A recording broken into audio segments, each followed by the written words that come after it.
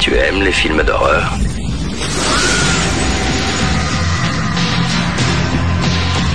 Règle numéro 1, encore plus de victimes. Numéro 2, les crimes doivent être bien plus élaborés.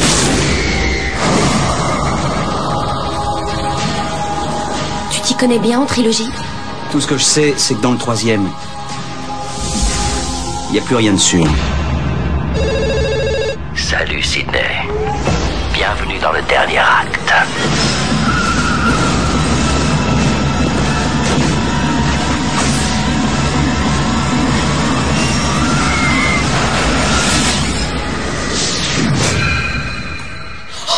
Pas de panique.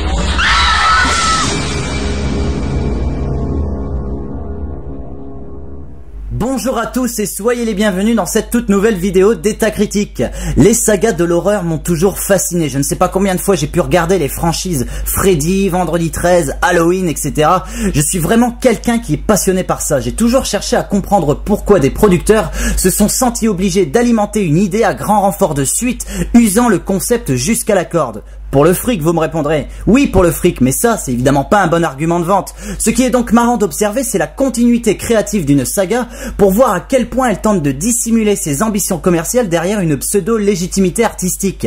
C'est aussi ça qui donne son charme à des films comme ceux de la saga Vendredi 13. Scénaristiquement et artistiquement parlant, ça ne vaut rien du tout. Pourtant, malgré le fait qu'ils aient été faits pour grappiller des sous, t'as un certain charme qui émane de ces films-là. Notre film du jour fait partie d'une saga qui tente de se situer en dehors de ça. Le concept de Scream a toujours été préservé par Wes Craven pour qu'elle ne soit pas sortie de son contexte et essorée jusqu'à la corde. Notre film du jour va donc à sa sortie être vendu comme la conclusion d'une saga. Aujourd'hui au programme donc le 3e et ultime volet de la saga Scream. Attends. Matt, il y a eu Scream 4 qui est sorti cette année. Ah ouais, merde, j'avais oublié cette daube... cette nouvelle suite. Bon alors je reprends. Aujourd'hui au programme donc le 3e volet de la saga Scream. Je veux bien évidemment parler de Scream 3, sorti en France le 19 avril 2000, réalisé par Wes Craven, qui avait lâché la franchise le temps de faire une comédie dramatique intitulée La musique de mon cœur, sortie en 1999 avec Meryl Streep, qui n'est pas très connue, et ça se comprend, le changement de registre assez brutal du metteur en scène en a dérouté plus d'un. Néanmoins, ça reste un film que je vous recommande vivement.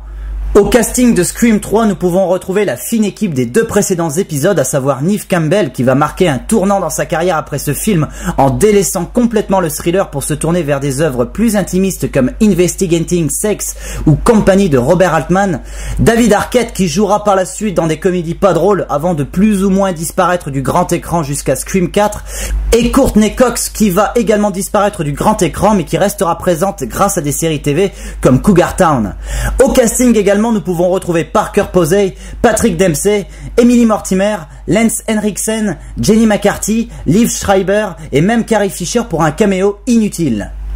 Alors de quoi parle ce 3e volet? Nous retrouvons Sidney Prescott qui vit recluse chez elle depuis les événements de Woodsboro et de Windsor. Sauf que pendant qu'elle reste enfermée loin de tout, le phénomène du tueur en série mythique est très tendance. Tendance à tel point qu'un producteur décide de lancer le 3e volet de la série Stab qui reprend le sujet du massacre de Woodsboro. Sauf que cette fois-ci, la réalité dépasse la fiction puisque l'une des comédiennes du film est assassinée mystérieusement pendant le tournage. Nos 3 héros, Dewey, Sidney et Gail, vont donc enquêter à Hollywood sur des meurtres qui commencent à s'accumuler.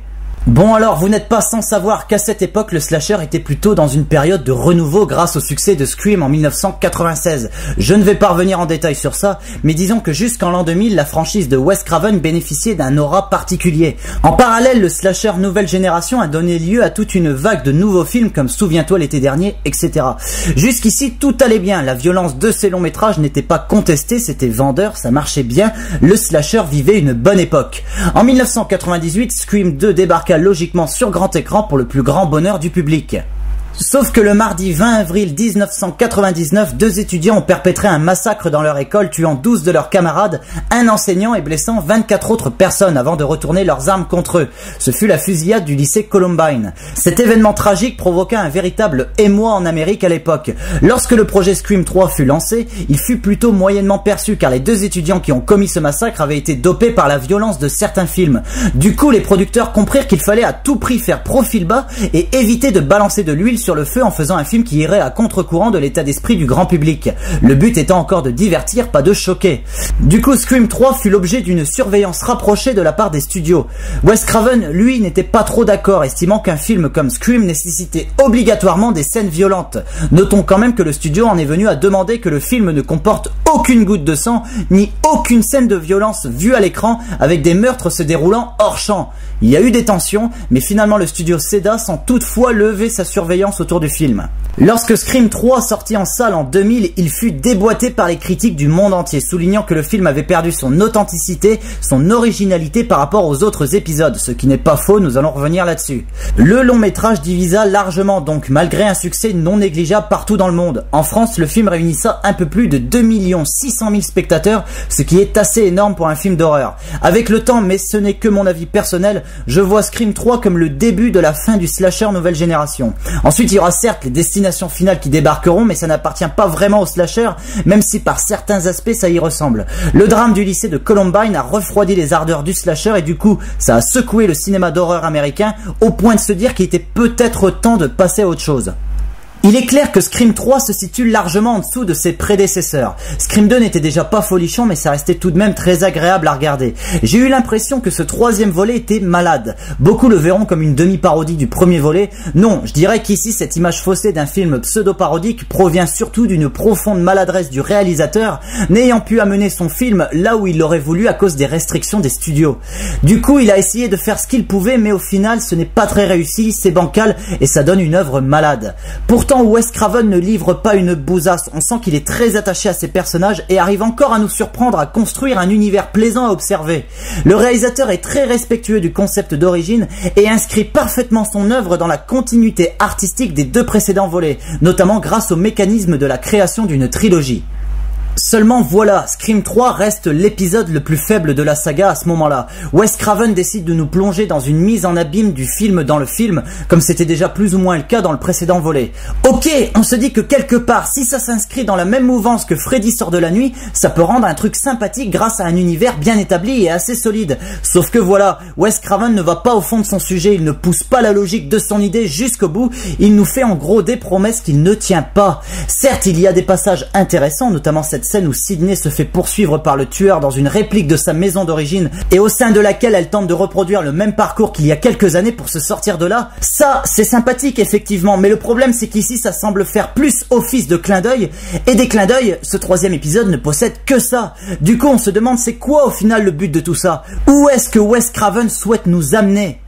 D'autant plus que la construction scénaristique de l'œuvre, qui est similaire aux deux précédents volets, pêche radicalement par rapport à ces derniers. Dans Scream et Scream 2, tu étais là à te demander qui pouvait bien être derrière tous ces meurtres, donc tu observais les témoins, tu observais les gens, tu essayais avec les personnages de reconstituer le puzzle, puis à la fin tu étais ébahi parce que l'explication était tordue mais restait crédible. La véritable force des deux précédents volets, c'était d'immerger le spectateur au cœur des événements du film. Ici, dans Scream 3, il n'est plus question de cela. On observe assez passivement ce qui se passe à l'écran et la révélation finale nous paraît vachement fade au vu du problème d'immersion dans le film. Ce problème d'immersion provient évidemment du fait notamment que les scènes de violence sont très largement moins violentes que dans les autres films.